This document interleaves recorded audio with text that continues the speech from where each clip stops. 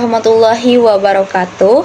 Halo teman-teman, perkenalkan nama aku Fira Siti Hanifah dengan NIM 2404287. Pada kesempatan kali ini, aku akan membahas tentang konsep dan bentuk bahasa tubuh dalam berkomunikasi. Saat kita berkomunikasi, sebenarnya tidak hanya kata-kata yang berperan penting. Gerakan tubuh, ekspresi wajah, hingga kontak mata juga memiliki makna tersendiri. Inilah yang disebut sebagai bahasa tubuh. Nah, pada video kali ini aku akan membahas tentang yang pertama, yaitu ada bahasa tubuh sebagai komunikasi nonverbal, yang kedua komunikasi dasar bahasa tubuh, dan yang ketiga cara menggunakan bahasa tubuh, dan yang keempat adanya cara memahami bahasa tubuh lawan bicara. Nah, yang pertama aku akan membahas bahasa tubuh sebagai komunikasi nonverbal. Bahasa tubuh adalah bagian dari kelompok nonverbal, yaitu komunikasi tanpa menggunakan kata-kata. Artinya, pesan yang disampaikan bukan melalui ucapan, tetapi melalui gerakan atau ekspresi.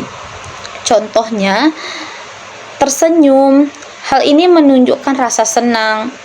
Dan selanjutnya yaitu ada mengangguk seperti tanda setuju, menggeleng seperti tanda tidak setuju, dan lain-lain. Komunikasi nonverbal ini sering lebih jujur dibandingkan dengan kata-kata karena muncul secara alami. Jadi dapat kita simpulkan bahwa bahasa tubuh membantu memperkuat, melengkapi, bahkan kadang-kadang menggantikan komunikasi verbal. Yang kedua yaitu aku akan membahas konsep dasar bahasa tubuh. Ada beberapa konsep dasar yang perlu dipahami bahasa tubuh. Yang pertama ada konsistensi. Bahasa tubuh harus sesuai dengan kata-kata. Contohnya seperti mengatakan saya senang tetapi wajah datar terlihat tidak meyakinkan. Yang kedua harus konteks, artinya bahasa tubuh bisa berbeda tergantung situasi.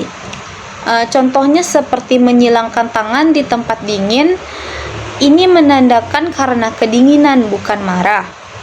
Yang ketiga ada budaya, yaitu bahasa tubuh bisa berbeda di setiap budaya. Contohnya, kontak mata di berbagai budaya dianggap sopan, tetapi di budaya lain dianggap kurang sopan. Yang keempat ada spontanitas, yaitu bahasa tubuh sering muncul secara spontan dan sulit dipalsukan. Contohnya, orang gugup biasanya terlihat dari gerakan tangan atau wajah. Jadi dapat kita simpulkan bahwa untuk memahami bahasa tubuh kita harus melihat situasi, budaya, dan kesesuaian dengan ucapan. Selanjutnya yaitu menggunakan bahasa tubuh dalam berkomunikasi. Agar komunikasi kita lebih efektif, kita perlu menggunakan bahasa tubuh dengan baik. Cara yang bisa kita lakukan biasanya yaitu yang pertama, kontak mata, menunjukkan kepercayaan diri dan perhatian. Contohnya saat presentasi, lihat audiens, jangan terus melihat ke bawah. Yang kedua ada ekspresi wajah, yaitu sesuaikan dengan pesan yang disampaikan. Contohnya tersenyum saat menyapa, sehingga lebih ramah.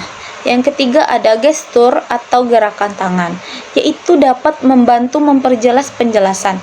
Contohnya menggunakan tangan saat menjelaskan poin penting. Yang keempat ada postur tubuh, yaitu seperti berdiri tegak menunjukkan kepercayaan diri. Contohnya jangan membungkuk saat presentasi. Yang kelima yaitu ada jarak atau personal space, yaitu menjaga jarak yang nyaman saat berkomunikasi.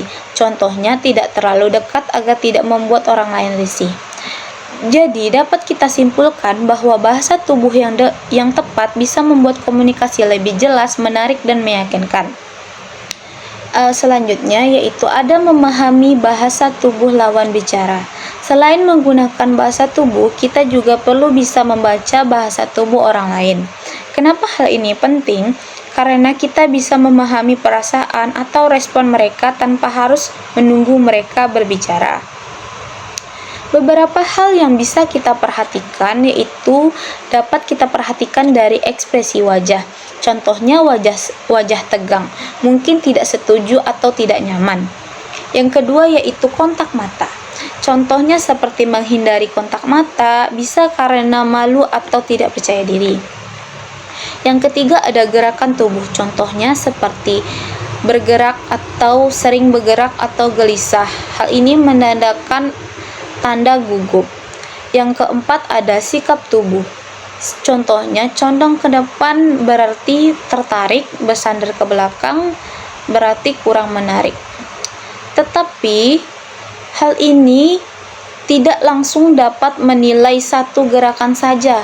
Kita harus lihat secara keseluruhan dan sesuai dengan situasi. Dapat kita simpulkan bahwa memahami bahasa tubuh membuat kita menjadi komunikator yang lebih peka dan efektif. Di video pembahasan tadi dapat kita simpulkan bahwa yang pertama, bahasa tubuh adalah bagian penting dari komunikasi nonverbal. Yang kedua, memiliki konsep konsistensi, konteks budaya, dan spontanitas. Yang ketiga, dapat digunakan untuk memperkuat komunikasi. Dan yang keempat, juga penting untuk memahami bahasa tubuh dari lawan bicara. Dengan memahami bahasa tubuh, kita bisa berkomunikasi dengan lebih baik dan lebih efektif dalam kehidupan sehari-hari. Sekian video dari saya ucapkan terima kasih. Semoga bermanfaat. I just had to let you know you're